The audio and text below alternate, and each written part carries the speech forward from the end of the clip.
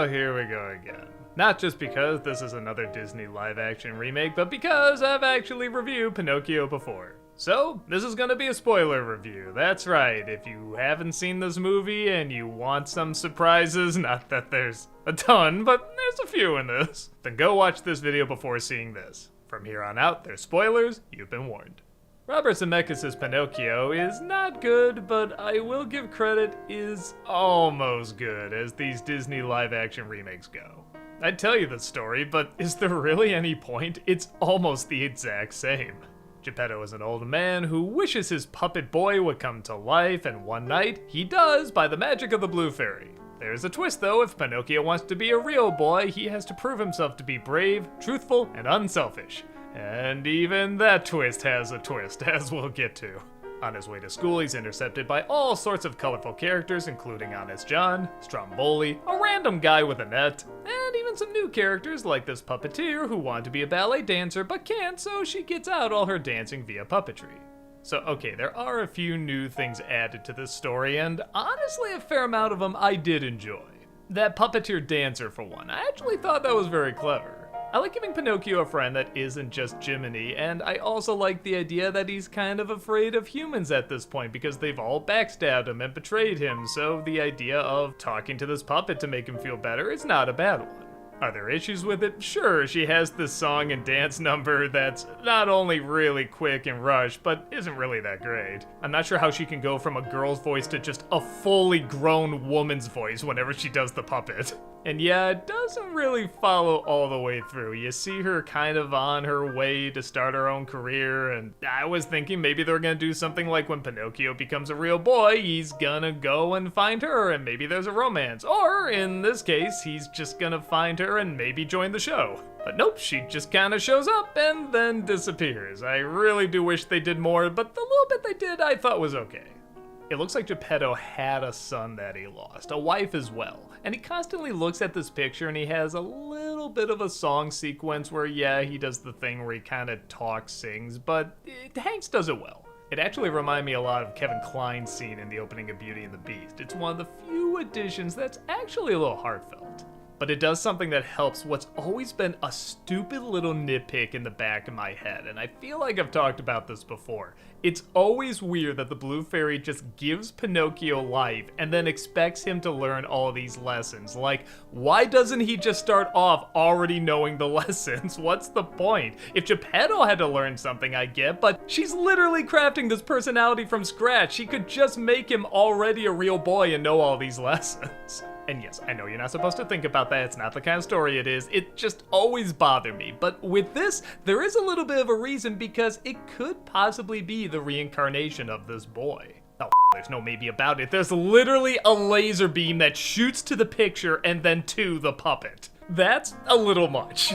But as I mentioned, there's some modern touches that really are painful. And yeah, I'm sure you've heard everybody else talk about it. The Chris Pine joke, the influencer joke. Pinocchio drinking root beer instead of real beer. Even scenes I thought would work a lot better, like the boy turning into a donkey. I remember how terrifying that was as a kid, and here it's really not that bad. It's honestly just kind of what you would expect would happen in this scene, which, yes, is a very strange scene, but for Robert Zemeckis' weird motion capture CG animation, I was expecting more here. However, the rest of Pleasure Island more than makes up for that. This world looks amazing. Look at these statues. Look at this giant landscape of troublemaking. I love actually seeing this world in 3 dimensions. There's a part of me that almost wishes, man, if only there was a section of this at Disney World. But I guess if kids were encouraged to misbehave, that wouldn't really be proving the point. On that note, this movie doesn't make its points very well. In the original, you remember the lessons till the day you die. Go to school or you'll be thrown in a cage. Don't lie or your nose will grow long. Be a good little boy or you'll turn into a donkey. Here, he tries going to school. He gets kicked out. His nose does grow long when he lies, but he uses it to get the key. He doesn't willingly go to Pleasure Island, he's essentially kidnapped. And acting like a bad little boy eventually leads him to seeing his best friend again and figuring out that she's gonna live her own life because she interacted with him and didn't go to school. Movie. These are not hard rules to follow. But again, there's fun creative moments that are mixed in between. Like, there's a moment where he uses a seagull to go water skiing to find Geppetto. That's almost as inventive as just going to the bottom of the sea and walking around. I kind of admire how wacky this is. Like I said though, even when I like some of these additions, they don't do quite enough with them. Like, Monstro isn't a whale in this, he's a sea monster. Like, with friggin' tentacles and everything. Okay, it's Pinocchio. I wanted to get weird. There's a fox and a cat just walking around. Go bizarre. If you want to be a sea monster, that's awesome. But do something with him. He does the exact same thing you could do with the whale. Why give him tentacles? Why give him this weird design? Have him fight back in a different way, or have the inside of this thing look different. Again, just go bonkers with it. And yeah, on that note, let's talk about probably the biggest change, the ending. In this one, Pinocchio does not turn into a real boy.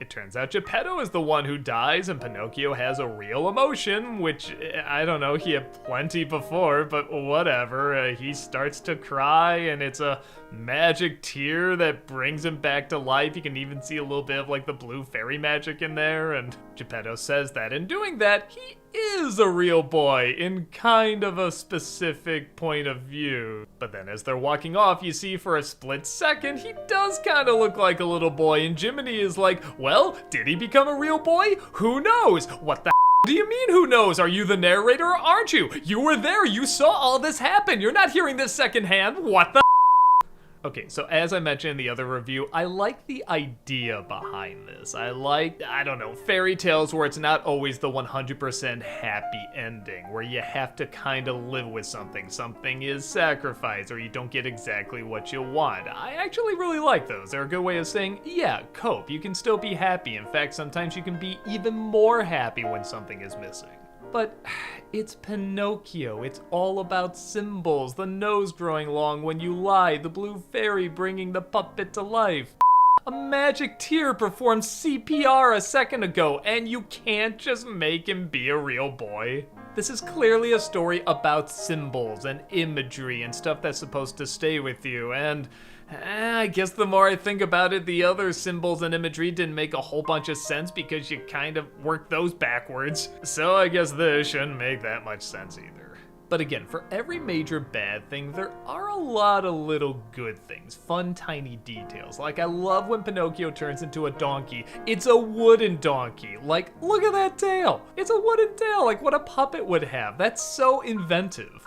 A lot of the acting is okay. I was actually shocked I was getting some okay emotion from this CG Pinocchio. I thought the sort of painted on eyes were gonna look too flat and dead, but they actually were pretty expressive. But yes, all the other obvious problems are very obvious and do get in the way of this being good for me. You have to get the essence of the story down while doing something different. And I think that's what a lot of these Disney remakes are missing. They're either doing the exact same thing with no new life added, or they're trying to change things just to change them and going against the idea of the story. I guess I was expecting to hate it, and I didn't. I almost enjoyed it, but yes, how am I supposed to watch this and not think back to the original and how invested I was there and how not really that invested I am here? I just feel like I have to get credit when it does something that is a little interesting, and I think there is stuff in this film that's kind of interesting. Take that for what's worth and let me know if this fairy reboot tale was the one for you.